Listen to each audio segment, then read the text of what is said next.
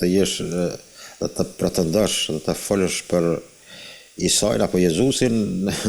duke gjuar bomba. Nuk është misioni, nuk ka qenë misioni, ai ka qenë njeri që do thotë në natyrën e tij nuk ka pasur të hajta që kështu as ndonjë brisk. Por në konceptin e tillë të krishterët do thotë ato ndarja sektë për brenda kishës të krishterëve perëndimor apo të kishës katolike, të krishterimit perëndimor romak, kemi ndarjen për brenda të atyre segmenteve qoftë ungjillore, evangele apo edhe katolike. Dhe kjo, sepse në këtë korpus të krishterimit hyn edhe ortodoksia. Po është e mbare ndarja, kuptohet kisha ulindore dhe perëndimore. Dhe kjo ka, mund të them, efekt që tregon se ku gjendet bota dhe civilizimi perëndimor në përgjithësi. Dhe kemi një rezistencë jashtëzakonisht të madhe, me të cilën besoj që kemi deklarate edhe të J.D. Vance'it, pastaj në një point meeting në Universitet Amerikan, ku gjykon Papën dhe në një farë mënyrë deklaratat ka qenë shumë se një senatori republikan, që është që decisivisht tregon që ai Papa është mirë që ta ruaj kopjen e vet dhe të fut hund në politikë. Dhe kjo mendoj që ka arritur dhe flet për më tepër për dështime dhe një lloj thyerje në harkun perëndimor, qoftë edhe civilizimit të tyre, dhe kjo mendoj që është ajo që mund të trazoj më të madhe zhvillimet që do na presin në të ardhmen. Mendoj që amerikanët, çdo herë bëjnë dallimin mes Amerikës dhe një presidenti të sotshëm çfarë ka Amerika, i cili ka futur, mendoj që me arrogancën, sepse momentalisht në botë kemi dy arroganca të quajnë, njëra shumë në heshtje ekonomike e Kinës dhe arrogancën ushtarake. Këto dy narrativa paraqesin edhe pse kinezët në takimin me Pedro Sanchezin, kryeministin spanjoll, Xi Jinping jap një citat interesant dhe kërkon që duhet të kthehet randi ndërkombëtar, jo të ekzistojë ligji i xhungullës dhe multipolariteti është shtylla me cilën ka proklamuar dhe jap komplimente edhe kryeministit spanjoll, i cili vjen nga një vend evropian, një vend katolik, dhe kjo tregon shumë që amerikanët apo mund të them ajo vija ungjillore, meqense vetë zëdhënësja e shtëpisë së Bardhë ka përmendur disa herë. Amerika është shtet i themeluar mbi bazat e judo-kristianizmit. Dhe kjo mendoj që do sjell probleme. Religioni duhet të jetë ai që sharon anën morale, aspektin e dashurisë edhe ndaj Zotit, po edhe ndaj njerëzimit, dhe mendoj që në këtë drejtim ata lider që putin hundët të teologjia ose manipulojnë me religionin ose kanë për hesapet e tyre. Mirë, zoti Bilali, kemi arritur në fund, ju falenderoj për çdo informacion, ishte kënaqësi. Nëse edhe nga ana ime. Faleminderit. Mirë, shikues nderuar, kemi arritur në fund të kësaj pjese të parë ku ndalim tek linja e mesme, pas pak do të shihemi sërish në pjesën e dytë.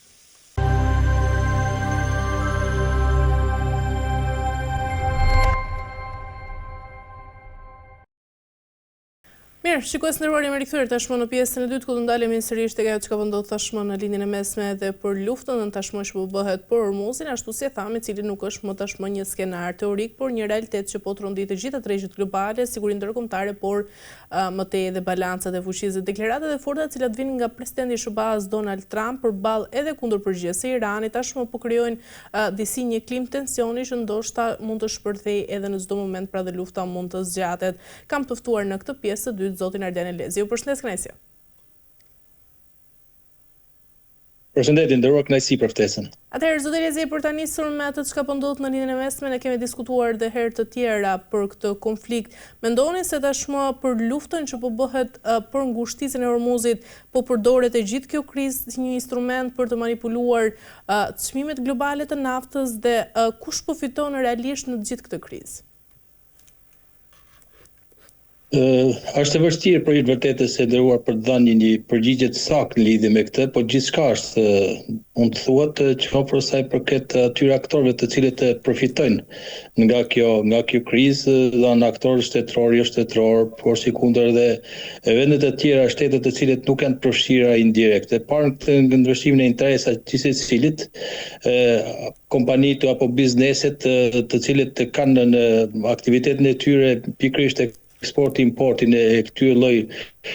naftës, gazet, po edhe në produkte lidhur me të, mund ta përdorin këtë krizë edhe për si një mjet manipulimi për çmimet e bursës. Kemi parasysh që në instrumentat e kapitalit njihen këto kontratat forward dhe jo e future, të cilët çfarë kanë paracaktuar dhe fiksuar çmimin e çdo lloj malli apo produkti që levrohet dhe nisur nga fluktuacionet e çmimeve të cilët mund ndodhin në të ardhmen dhe raste konkrete e ndikimit të krizës naftës, mund ta shfrytëzojnë për përfitimin e tyre dhe mund shihet edhe si kjo si një moment të manipulimi për tyre. Sikundër edhe aktorë të tjerë, të cilët edhe shtetet, ku rasti kur parë në investimin edhe e Iranit, krizën e luftës, mund ta përkthej edhe si një krizë globale të naftës për vetë faktin e aftësisë që ka në kontrollin e kanalit të Hormuzit, përmes cilës kalojnë gjithë këto furnizimet e naftës, gazet dhe derivative lidhur me të dhe kuptohet kjo kriza ushtarake politike përkthehet edhe në rritje çmimesh në krizën e kapitalit. Nga ana tjetër mund të themi që është një përfitues këtë drejtim. Parë në këndvështrimin e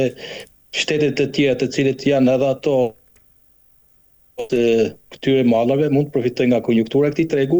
Kemi parasysh të Rusin, po edhe vendet e tjera të cilët në kurse një krize ato përfitojnë duke rritur çmimet e tyre të naftës në tregjet e tjera dhe e bëjnë më të rëndësishëm në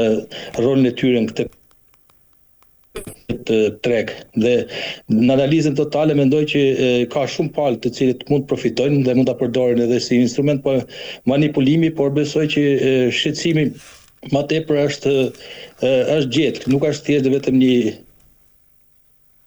të manipulimi se sa një moment i cili duhet dhënë një zgjidhje konfliktit, sepse në kurset e konflikteve dhe krizave gjithmonë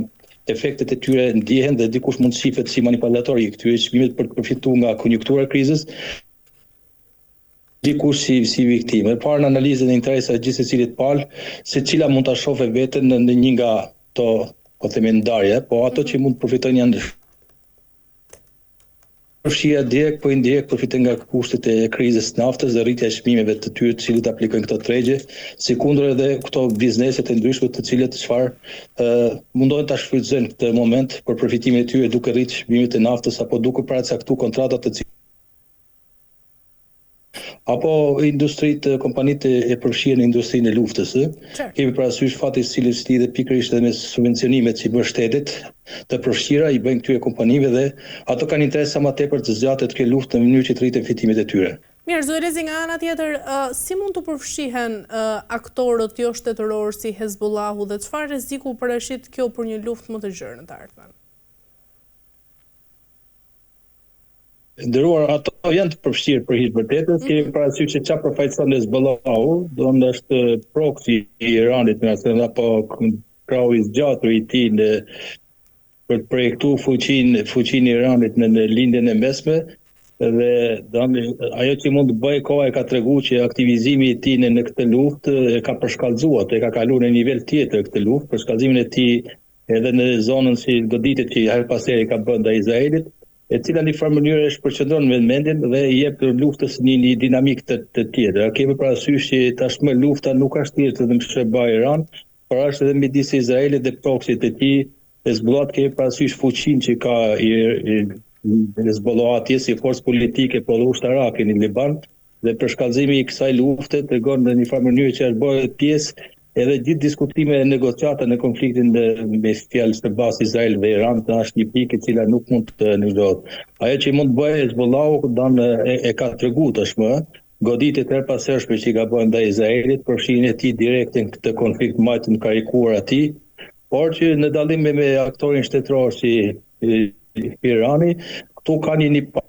pavarësi, po dhe një autonomi më të madhe ushtarake dhe një mungesë përgjegjësie në kuptimin e asaj që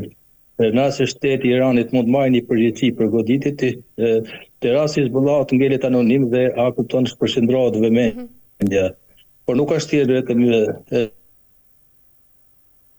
pavarësisht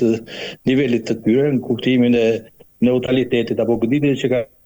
qoftë milicia shiite në Irak, në Siri, po edhe butit janë në gjendje të bëjnë goditje dhe në një mënyrë të përqendrojnë dhe ta përshkallëzojnë konfliktin dhe ta kalojnë atë në një nivel tjetër më të gjerë. Efektet e këtyre aktivizimeve janë të mëdha, të cilët në një mënyrë bëjnë që konfliktin në çdo moment të jetë në atë nivel të përshkallëzimit dhe saqë edhe i frikshëm, kuptimin e asaj që mund të ndodhë nga këto grupe për shkak të faktit që ato nuk janë në kontrollin e drejt për drejt apo vertikal të askujt. Kanë një autonomi veprime, sikundër edhe shkalla e veprimit të tyre është e gjerë, në kuptimin nuk është e centralizuar.